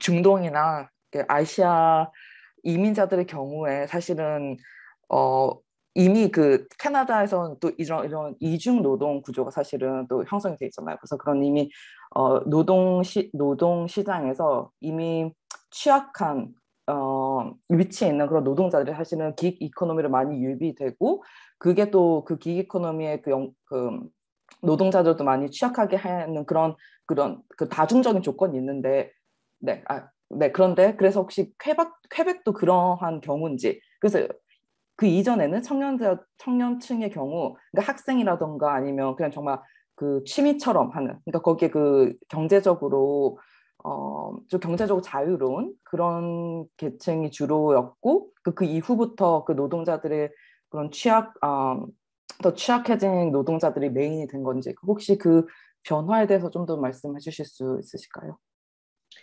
예, 그 일단 정확한 통계 자료가 있는 건 아닌데, 그 일단 경험적으로 봤을 때 일단 두 가지를 염두에 둬야 될 것 같은데, 일단 2017년에서 코로나 이전까지는 사실 시장 규모가 굉장히 작았다는 점을 먼저 고려를 해야 될 것 같고요. 그래서 그 노동자 숫자 자체가 굉장히 적었고, 그리고 또 수요가 적다 보니까는 거기서 그 배달을 직접 하는 노동자들 같은 경우에도 이 배달 노동을 통해서 그 본인의 수입을 충분히 채울 수 있는 상황이 아니었기 때문에 학생이라든지 아니면 다른 직장을 갖고 있으면서 그 일부만 그 배달을 한다든지 하는 식으로 그 활동을 했었고, 2020년 이후에 이제 본격적으로 이주자들이 그 유입이 됐고요. 그 다음에 또 한 가지 염두에 둬야 될 점이 그 온타리오주와 비교해서 퀘벡주의 경우는 이민자 비중이 현저하게 낮다라는 점. 그러니까 그 전체 인구의 한 70% 이상이 그 퀘벡 출신 그 백인들로 구성이 돼 있기 때문에 그 일단 그 이민자 특히 인종별 구성에 있어서 그 온타리오주와는 큰 차이점이 있다는 점을 말씀드릴 수가 있겠고요. 예, 그래서 그 2020년 이후에 사실상 그 본격적으로 그 이주 노동자들이 그 진입을 하기 시작했고, 그 중에서도 저 영주권을 가진 사람들 같은 경우에는 특히나 이제 파트타임으로 다른 일을 갖고 있으면서 파트타임을 하는 경우들이 많고, 특히나 이제 여름에 되면 이제 노동자 구성이 훨씬 다양해지는데 그 청년층도 그렇고 다른 비이민자 노동자들도 그렇고 뭐 다양하게 그 전동 킥보드 타고 배달하는 사람도 있고 자전거 타고 배달하는 사람들도 있고 하지만 이제 여름 시즌이 끝나고 나면은 거의 이제 이주 노동자들만 남게 되는 그런 상황이라고 볼 수가 있겠습니다. 저 네. 질문이 있는데 한 예, 가지 해도 예, 될까요? 두 분 선생님한테 다 해당될 것 같은데 발표 재밌게 잘 들었고요. 이제 발표 중에 많이 말씀하셨지만은 온타리오의 그 바이크 컬처라는 거나 아니면 퀘벡 같은 경우에 이제 그 기후나 이런 문제 때문에 사실은 그 자전거나 뭐 킥보드도 있지만 어쨌든 차를 보유하고 그것을 가지고 배달하는 게 되게 좀 중요한 게 들렸어요. 그래서 근데 이제 또 예를 들어 퀘벡 같은 경우에 말씀하실 때 이제 이주 노동자들이 많이 유입이 되는데 이분들 같은 경우는 또 자가 차량을 소유하는 게 쉽지 않을 것 같기도 하고 또 이분들도 그러니까 양 지역 다 모두 어떻게 보면은 차로도 배달을 많이 하고 미국 같은 경우는 실제 많은 경우에 차량으로 배달하는 경우가 많이 있잖아요. 그래서 두 분 선생님한테 뭐 공통적으로 적용될 수 있는 질문 같은데 사실 한국의 배달 노조나 다른 지역 같은 경우는 또 자전거가 아니라 이제 오토바이를 타고 하기 때문에 사실은 라이더 유니언이나 이런 데에 대해서 어쨌든 사실은 사람들이 어느 정도 좀 반감을 갖는 이유 중에 하나가 교통법규를 잘 지키지 않는다거나 뭐 이제 이런 좀 그러니까 예를 들어서 한국과 캐나다를 비교했을 때 분명히 좀 다른 지점이 있는 것 같고 그랬을 때 어떻게 보면은 이들이 갖고 있는 정체성에 어떤 영향을 미치는지가 좀 궁금해요. 그래서 어, 그 예를 들어 바이크 컬처가 또는 이제 차량을 한다거나 이런 것들이 실제 노동자들이 스스로를 독립계약자기도 하지만 나는 이제 자전거를 타는 사람으로서 인지를 하는 건지 그리고 그런 것들이 본인들을 어떤 직종 노동시장의 형태로서 이렇게 좀 묶어주는 바운더리가 되는 건지 아니면은 그런 것들을 노조 조직가들이 좀 더 전략적으로 사고를 하고 그런 식으로 어떻게 보면 바운더리 드로잉을 한 건지가 좀 궁금해서 두 사례에 대해서 간략하게 좀 추가적으로 말씀해 주셨으면 좋겠습니다. 예, 감사합니다. 그 이영록 선생님 먼저 말씀해 주실 수 있으신가요? 네. 강민영 선생님 안녕하세요. 네, 오랜만에 뵙네요. 네, 네, 아주 좋은 질문이신 것 같아요. 사실은 저도 그 바이크 커처에 대해서 조금 더 말씀드리려다가 제가 시간이 너무너무 막 30분이 넘을 것 같아가지고 많이 잘랐는데 앞부분을. 사실은 제가 인터뷰하면서 많이 특히 최근에 유입된 그런 기구 워커들이 아니라 그 초반부터 일을 해왔었던 그러니까 푸도라가 그러니까 아까 말씀해 주신 것처럼 정말 그 중요한 부분을 제가 또 까먹었는데 말씀드리기를 그 딜리버리 히어로한테 그 뭐라고 하죠? 인수합병 되기 전에 그 토론토 기반의 스타트업에서 시작했어요. 그래서 이건 아주 그 푸도라라는 작은 스타트업, 그러니까 정말 약간 힙한 젊은이들이 일하는 약간 그런 이미지가 있었던 그런 푸도라였고 그 당시에 그 주요 노동자들이 그 바이커들이었던 거예요. 그러니까 젊고 그리고 정말 바이커라는 그런 정체성을 가진 그리고 주로 남성들 그리고 또 이 바이크 컬처라는 게 어디서 왔냐면은 그 토론토라는 저도 이걸 인터뷰를 또 하고 연구를 하면서 배운 거지만 이 토론토란 지역에서 이 바이크 메신저라는 컬처가 굉장히 강하게 있었던 거예요. 그럼 그 바이크 메신저는 그 음식 배달은 아니고 뭐 우편일 수도 있고 어쨌든 자전거를 통해서 그 배달을 하는 그런 그 수적으로 남성 중심적인 그런 그 문화가 굉장히 강하게 있었고, 그것과 약간의 젊은이들이 힙한 그런 게 이제 약간 합쳐진 게 이제 푸도라라는 스타트업에 있었던 거예요, 그 분위기가. 그런데 여기가 이제 딜리버리 히어로에 의해서 그 멀지되고, 그러면서 딜리버리 히어로는 당연히 또 뭐 도어대쉬, 스킵 더 디시스, 우버 이런 데랑 또 그 경쟁을 해야 되니까 그런 좀 더 좀 더 적합해진 그런 식의 시스템으로 가기 시작했던 거예요. 그러면서 이제 그러면서 초기에 있던 그런 바이커로서의 그런 정체성을 가지고 있는 그 젊은 계층의 20대, 30대의 그런 노동자들은 더욱 반감을 가진 것이 있고요. 그렇게 정말 자본주의적으로 그 스타트업이 진행되면서 그런 공동체 문화도 있고, 우리는 바이커 문화로서의 그런 우리 같이 아까 엘리캣 사실 그것도 바이커 문화에서 온 거거든요. 그러니까 자전거를 타면서 그런 자전거 시합을 하면서 노는 거죠. 그러니까 그 바이커들이 다 같이 거기가 그런 문화도 사실 그 부분의 한 부분이었는데, 그러면서 이제 자전거로 배달하는 푸도라 그 배달 노동자들에게는 정말 바이커로서의 그런 그 강한 정체성이 있었고, 그런데 제가 또 이런 그 노동 파퓰레이션을 보면은 이민자들의 경우에 물론 아까 윤채경 선생님 말씀해 주신 것처럼 당연히 그 차를 소유할 수 있는 것도 사실 어떻게 보면 어떠한 그런 프리빌리지가 있는 거지만, 최근에 캐나다로 이제 유입한 그 이민자들 중에, 그리고 대체로 이민자들은 또 굉장히 그 고학력자들이에요. 그러면서 이제 캐나다로 이주로 와서 이제 그렇죠. 다시 한번 아까 말씀드린 것처럼 그런 그 캐나다에서의 이중 노동 시장 구조 때문에 그런 그 이주민들은 거기서 또 이렇게 소외된 그런 노동자들인 거죠. 그래서 제가 볼 때는 그 사람 적어도 이 이주민들에게 이 차의 소유라는 것은 어떤 프리빌리지라기보다는 정말 생계 수단인 거거든요. 그러니까 그렇기 때문에 제가 볼 땐 그 차를 소유한 특히 노조에서 일하는 멤버들 중에서는 훨씬 그 의존도가 높고요. 경제적으로 이 빅킥 플랫폼에 의존하는 그런 의존도가 훨씬 높고, 그래서 그 차로 정말 일을 열 몇 시간 하는 거죠, 하루에. 왜냐하면 자전거는 그렇게 못 하거든요. 그리고 또 당연히 퀘벡보다 낫지만 그 토론토도 굉장히 극심한 그 겨울이 이제 4개월은 있는데 4개월, 5개월은 있는데, 그렇기 때문에 겨울에는 자전거로 사실 그렇게 장시간을 여행하기가 정말 힘듭니다. 그래서 차로 이제 일을 엄청 장시간을 하면서 거기에 이제 그런 경제적 의존도가 많이 높은 이주민들을 많이 만났어요.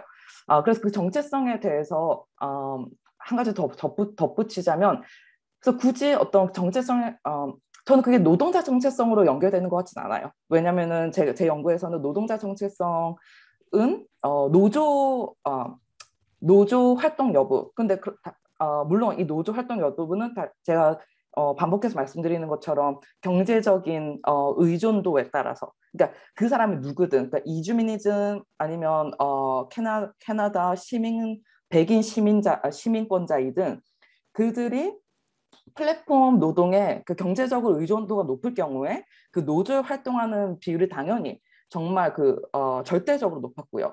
그래서 사실은 그런 바이크 컬처와 그런 뭐 이바이크라던가 그 차로 배달하는 그러한 그러한 차이점이 어떤 바운더리를 초기에는 만들었을 수 있을 것 같아요. 이거는 우리 필드인데 왜 차로 일하는 사람 와가지고 뭐 일을 가져가는 게 어떠한 짧은 시기에는 있었을 것 같은데, 뭐 적어도 제 연구에서는 그렇게 특별하게 보이진 않았고요.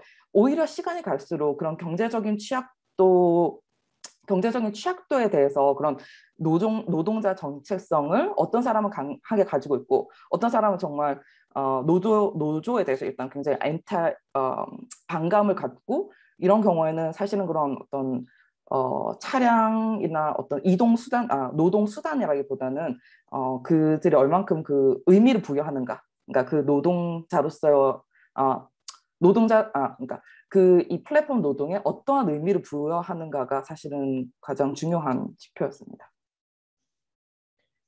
예, 일단 제가 답변하기 앞서서 강민영 선생님 같은 경우에 사실은 처음에 이 프로젝트 시작할 때 굉장히 유용한 조언들을 많이 해주셔가지고 사실상 이 프로젝트가 시작되는데 알게 모르게 기여하신 바가 큰 분이라는 점을 한 가지 말씀드리고 넘어가겠습니다. 일단 바이크 컬처 같은 경우에 사실 아까 말씀하셨듯이 바이컬처에서 노동자 정체성을 발전하기는 사실은 좀 쉽지 않은 부분이 있습니다. 그러니까 배달 노동을 하는 사람들을 좀 이렇게 즐겁게 하나의 공동체를 묶어내는 데 있어서 기존의 바이컬처의 요소들을 갖고 왔을 때 물론 굉장히 유효하게 작동할 수 있긴 한데 기존에 사실 그런 바이컬처로 시작됐던 배달 특히 자전거를 이용한 배달 노동자들 같은 경우에는 어차피 그게 자기네 주요 생계 수단이 아니었기 때문에 많은 경우에 특히나 노동자 정체성이란 게 사실은 그렇게 중요한 부분이 아니었고 한 가지 문화적 정체성의 일부였다라고 볼 수가 있을 것 같고요. 근데 그럼에도 불구하고 유럽 같은 경우에는 또 상황이 다른 게 바이컬처에서 시작해서 실제로 여전히도 주요 도시들에서 자전거로 배달하는 사람들 비중이 굉장히 높기 때문에 또 조직화 과정도 보면은 자전거 타고 가다가 가방 메고 가는 다른 자전거 타고 가는 사람 보면은 신호에 섰을 때 전단지 전해주고 길 가다 옆에 섰을 때 친구들 또 불러 모으고 해서 그런 식으로 조직화가 전개된 부분이 굉장히 많기 때문에 유럽의 조직화 사례에서는 바이컬처가 노동자 정체성으로 발전하는 모습들을 볼 수가 있었던 데 반해서 사실상 여기서는 좀 그런 모습들이 많이 드러나지는 않는 것 같고요. 그리고 노동자 정체성의 문제 같은 경우에는 일단 차량 문제부터 얘기를 하자면 말씀하셨다시피 차량을 소유해야 되고 물론 저가의 중고 소형 차량을 구입하기 때문에 비용이 아주 크지는 않은데 그럼에도 불구하고 이주민들 입장에서 굉장히 큰 투자죠. 그리고 유지비도 당연히 들어갈 뿐만 아니라 또 한 가지 이제 주요 쟁점이 이제 그래서 Gig Workers United의 주요 요구 사항 중에 하나이기도 한데 주차 문제.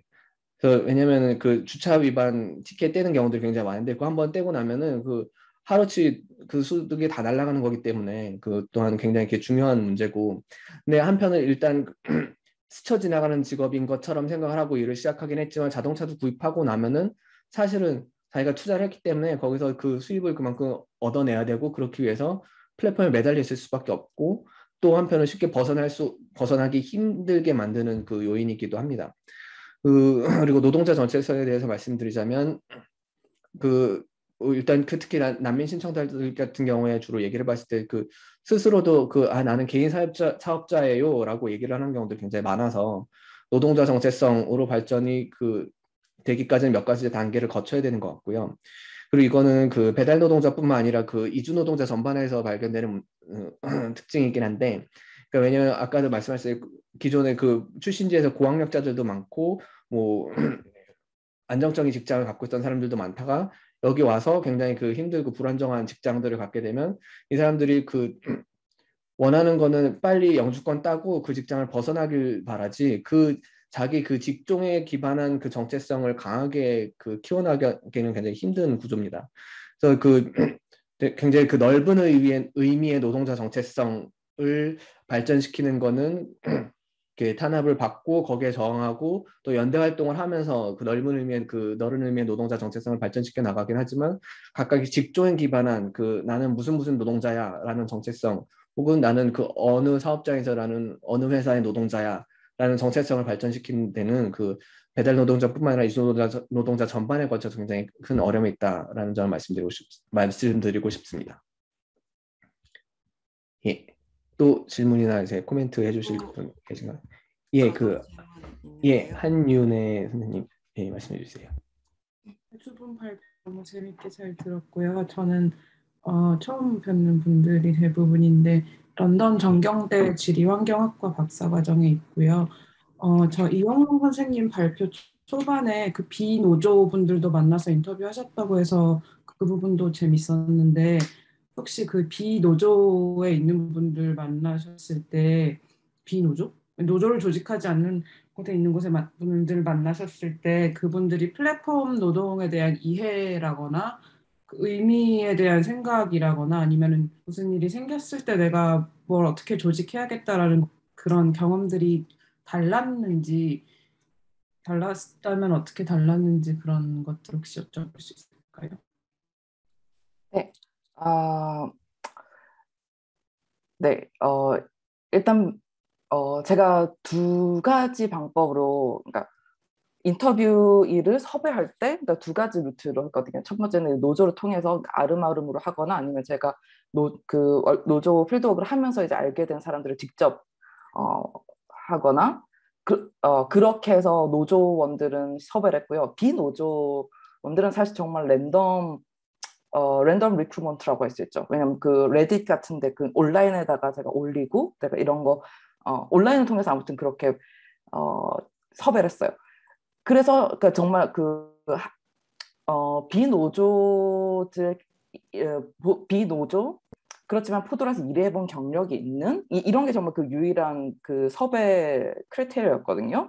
그렇기 때문에 사실은 저는 특별히 그 어떤 네, 그렇기 때문에 처음에는 그 인터뷰를 시작할 때는 어떤 특별한 어떤 그런 상이 딱히 있지는 않았던 거죠. 그렇지만 랜덤이었음에도 불구하고 제가 확실하게 이 연구 과정에서 알게 된 것은 비노조, 그러니까 노조 활동에 한 번도 연계해 본 적이 없는 그러한 노동자들의 경우에는 정말 그 확연히 경제적으로 제가 오늘 이걸 너무 많이 하는 것 같은 경제적 의존도가 정말 거의 파트타임이거나 아니면 합의로 생각하는 거예요. 그러니까 취미로서 근데 그러니까 그렇기 때문에 이제 그 중에는 차를 이용하는 노동자가 한 명도 없었고요. 다 그 자전거를 통해서 자전거로 이제 그 배달 노동을 하는데 자전거를 타는 걸 좋아하고 뭐 건강에도 좋고 그런데 심지어 돈도 받는다. 왜 안 하겠어? 그러니까 이런 식의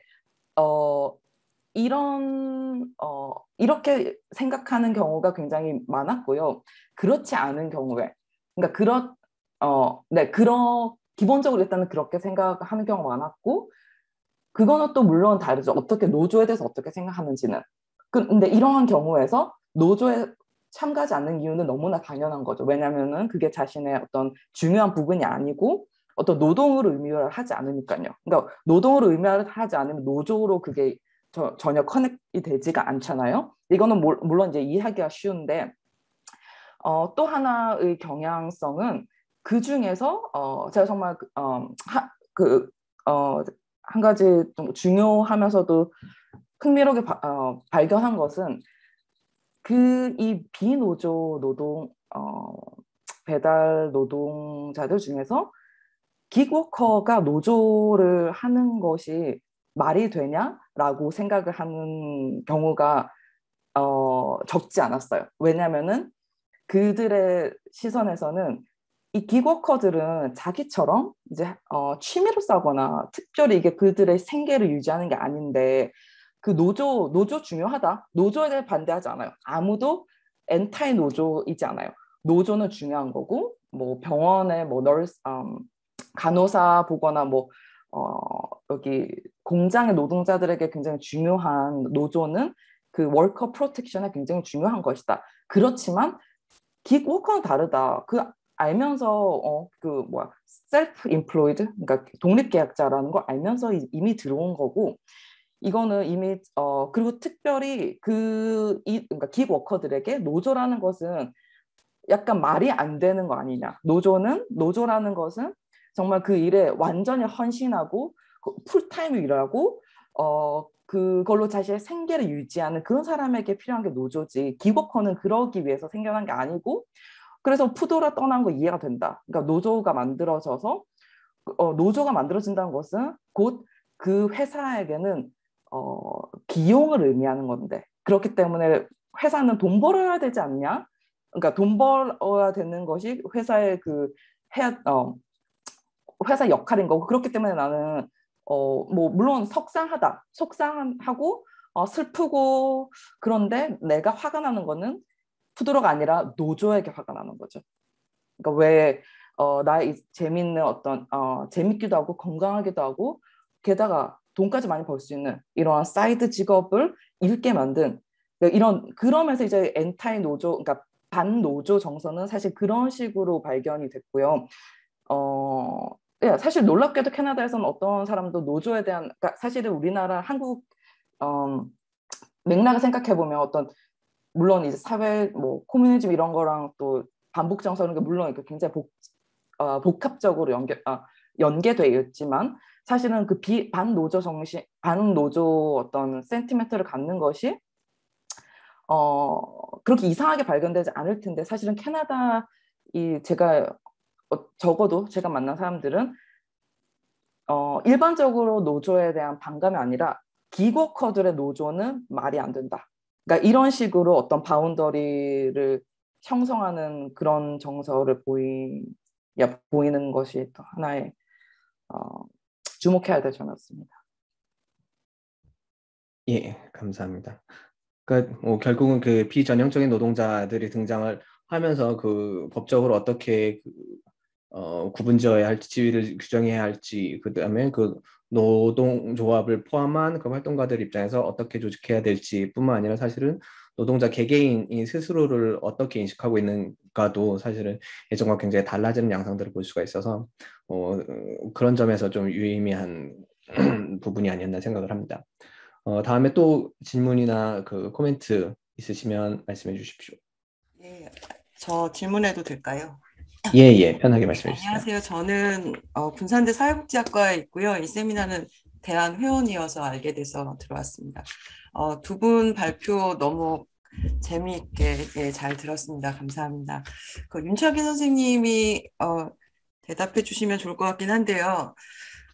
일단 그 캐나다에서 이 독립노동자의 종속성을 인정한 판결이 뭐였는지가 좀 궁금하고요.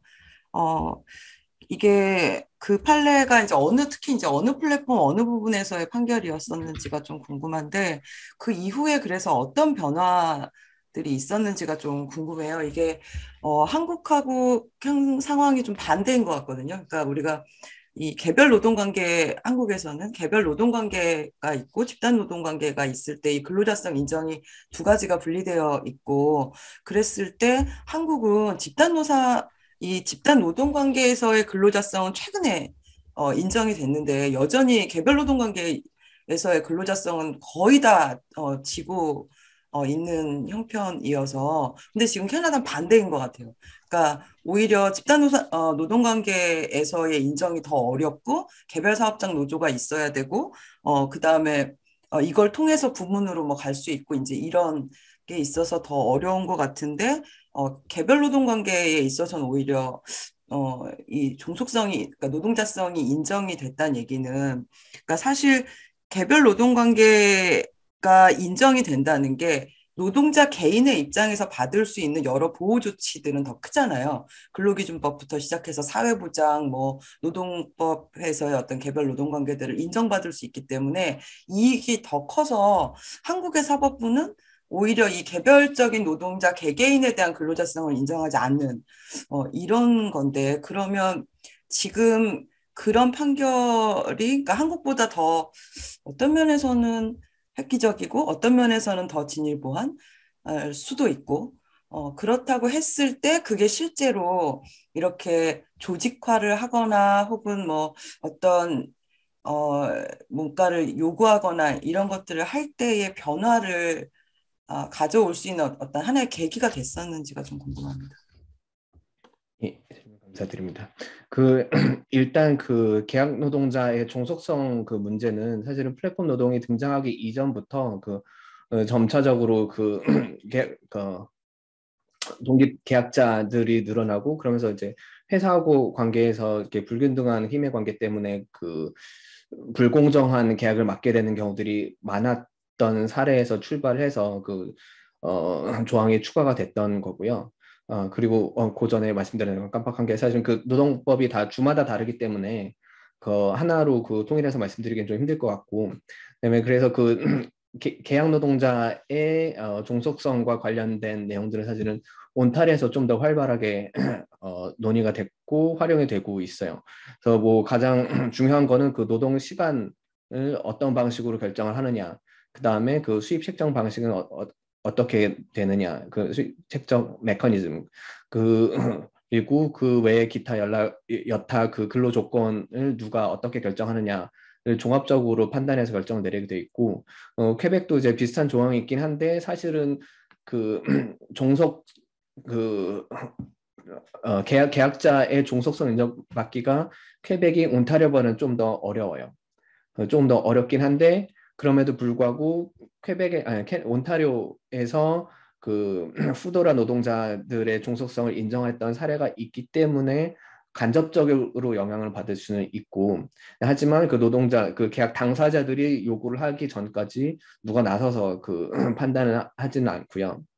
그리고 그래서 플랫폼 노동 캐나다 전체에서 그 플랫폼 노동자들의 종속성을 승인받은 건 그 유일하게 온타리오주에서 후도라 노동자들의 종속성 인정한 게 유일하게 한 사례고, 뭐 그 외에 있었던 뭐 몇 가지 관련된 판결 중에서 좀 유의미한 건, 그러니까 우버 같은 경우에 이렇게 관련 쟁의가 발생했을 때 그 판결을 우리는 그 국제 회사이기 때문에 그 헤이그로 가져가겠다라고 주장을 했는데, 그거에 대해서 이제 최종적으로 캐나다 대법원에서 그건 못 받아들인다, 그 캐나다 법원에서 심판을 받아야 된다라고 판결을 났던 게 좀 유의미한 사례고, 그 외의 판례로서 그 유의미한 사례들은 뭐 딱히 없었던 것 같고요.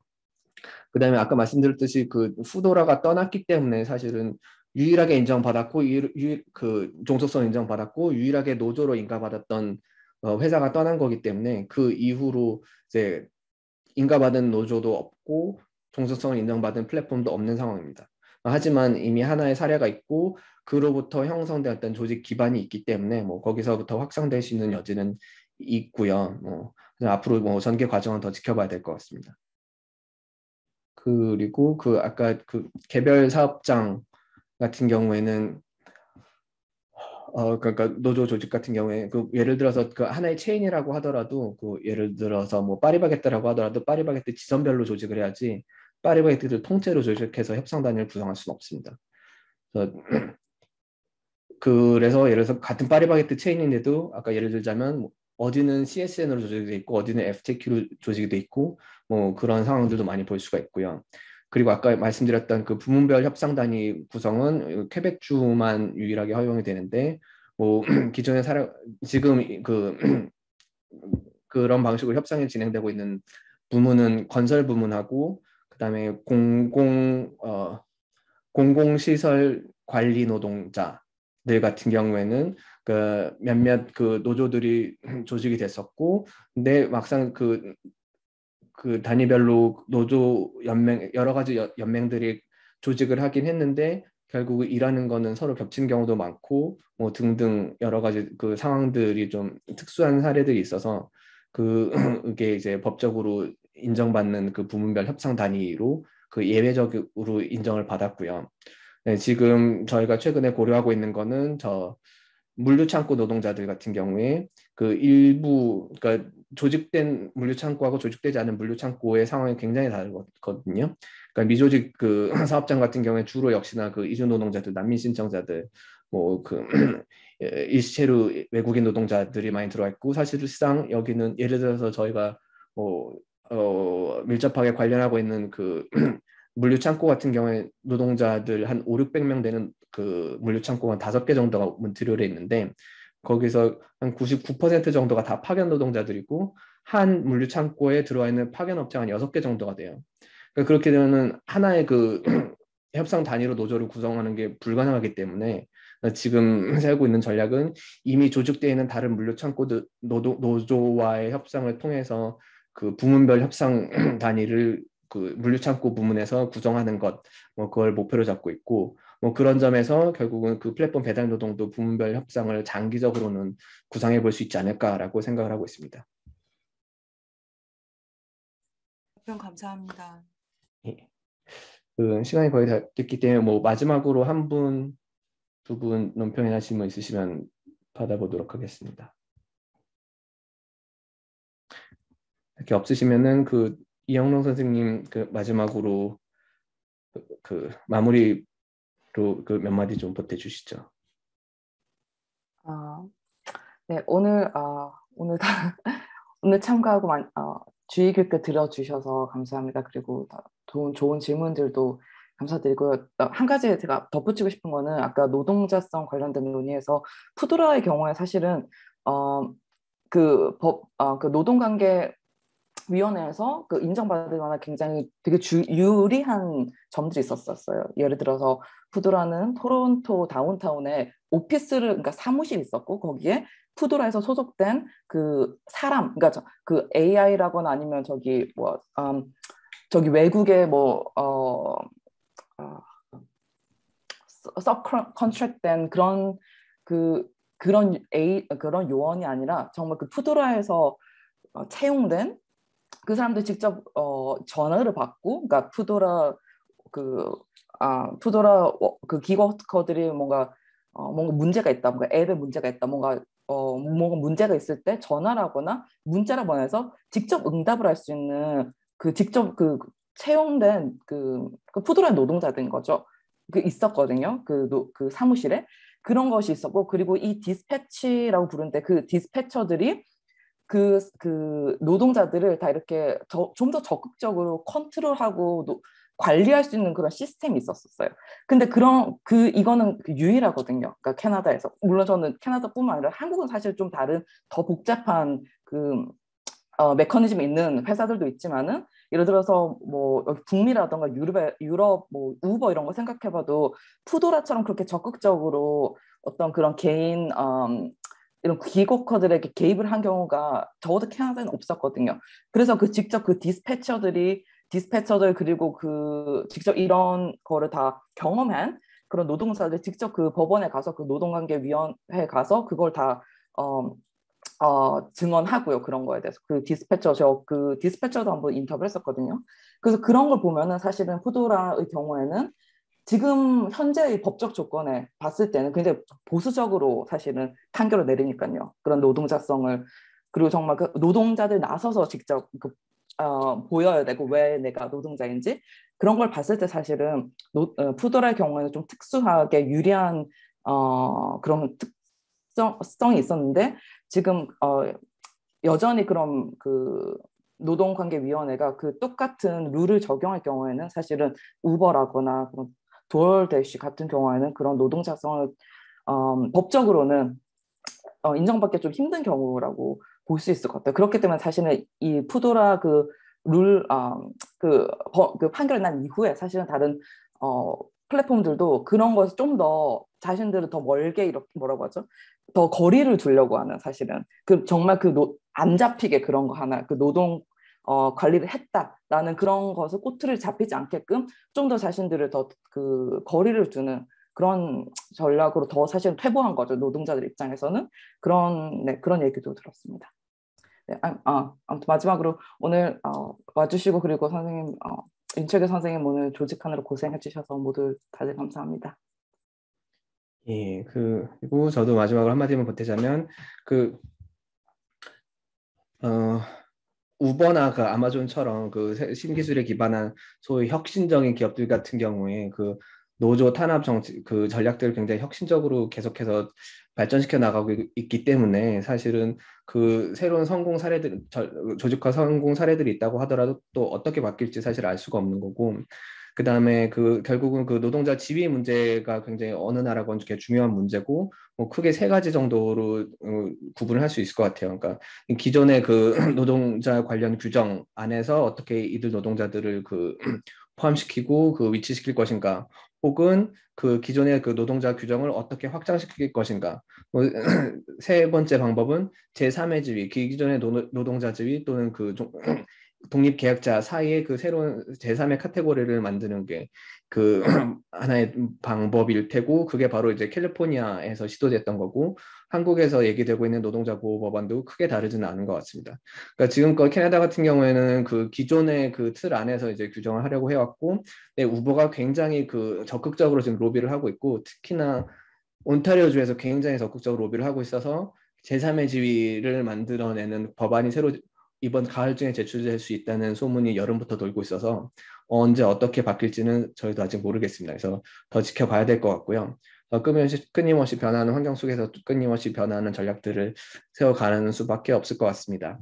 그리고 그 이른 아침부터 이렇게 참석해 주셔서 감사드리고, 그 앞으로 이제 남은 두 번의 그 컨퍼런스에도 그 많은 분들 참여해 주시면 좋겠어요. 특히나 그 두 번째 주제, 그 사회적 경제 협동조합 플랫폼 노동 같은 경우에는 한국에서 계신 분들이 이렇게 많이들 관심이 있다고 하셔서 특별하게 그 준비한 그 세션이기 때문에 여러 주위에 관심이 있으실 만한 분들 많이 초청해 주시면 감사하겠습니다. 예, 그러면은 또 다음 기회에 뵙도록 하겠습니다. 감사합니다.